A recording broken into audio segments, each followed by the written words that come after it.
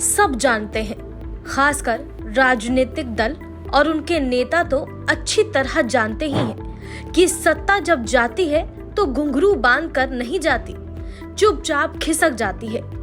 राजस्थान में सत्ता का ये डर दोनों दलों में कायम है। एक को सत्ता जाने का तो दूसरे को सत्ता मिलेगी या नहीं इसका। दोनों ही एक दूसरे पर तगड़े आरोप लगा रहे हैं। कांग्रेस कह रही है कि एक केंद्रीय मंत्री बड़े घोटाले में शामिल है। हम ईडी को कहते कहते थक गए, लेकिन कोई कार्रवाई नहीं हो रही है। दूसरी तरफ हार के डर से कांग्रेस के नेताओं पर एक के बाद एक ताबड़तोड़ छापे मारे जा रहे हैं। इस बार बारी कांग्रेस के प्रदेश अध्यक्ष की है। दूसरी तरफ भाजपा का कहना है कि अगर आप पाक साफ हो तो छापों से क्यों डर रहे हो।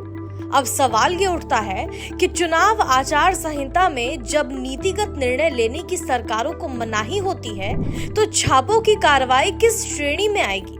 अगर ये आचार संहिता का उल्लंघन नहीं है तो चुनाव से पहले 5 साल ईडी क्या कर रही थी। कोई अगर दोषी है या उस पर कोई आरोप है तो छापे चुनाव से पहले भी मारे जा सकते थे, बीच चुनाव में ही क्यों।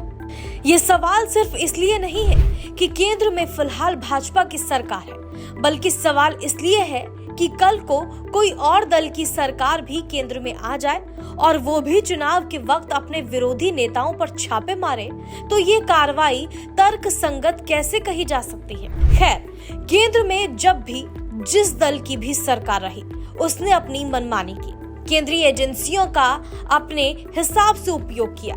ये किसी से छिपा नहीं है कि कांग्रेस की सरकार केंद्र में रही हो, भाजपा की रही हो या किसी अन्य दल की, केंद्रीय एजेंसियों को इन सब ने अपने हिसाब से ही चलाया।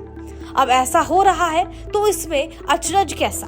बहरहाल इक्का दुक्का घटनाएं छोड़ दी जाएं तो मध्य प्रदेश और छत्तीसगढ़ पर ईडी वैसा मेहरबान नहीं है जैसा इन दिनों राजस्थान पर है।